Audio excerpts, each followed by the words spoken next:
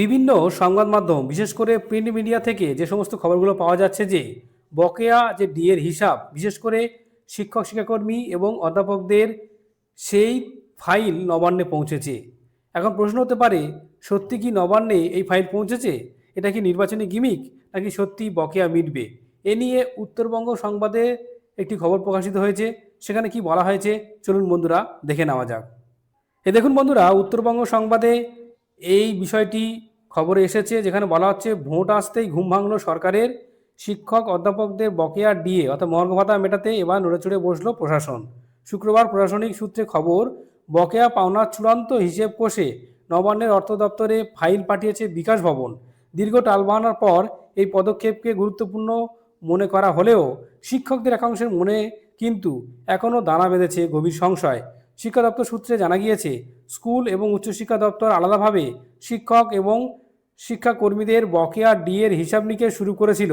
সেই যাবতীয় তথ্য একত্রিত করে ফাইল এখন নবান্নের টেবিলে। নবান্নের সবুজ সংকেত মিললেই শুরু হতে পারে টাকা দেওয়ার প্রক্রিয়া। সুপ্রিম কোর্টের নির্দেশে রাজ্য সরকারি কর্মীদের বকেয়া মেটানোর কাজ শুরু হলেও শিক্ষক অধ্যাপকদের অধ্যাপকদের ভবিষ্যৎ এতদিন ঝুলেই ছিল। নবান্নের এই সক্রিয়তা সেই জট কিছুটা শিথিল করবে বলেই মনে করছে ওয়াকিবহল মহল। তবে নবান্নের সক্রিয়তা নিয়ে খুশির চেয়ে আশঙ্কাই বেশি শিক্ষক মহলে। তাদের প্রশ্ন, ভোটের বাজতেই পকেট ভরানোর আশ্বাস দেওয়া হচ্ছে।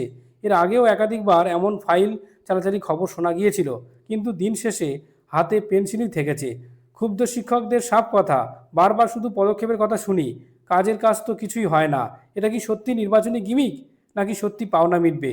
প্রশাসনিক মহলের দাবি, বিষয়টি এখন নীতি নির্ধারণের চূড়ান্ত পর্যায়ে পৌঁছেছে, কিন্তু বকেয়া টাকা ব্যাংক অ্যাকাউন্ট না ঢোকা পর্যন্ত নবান্নের এই সদিচ্ছাকে এখনই নম্বর দিতে নারাজ শিক্ষক সমাজ।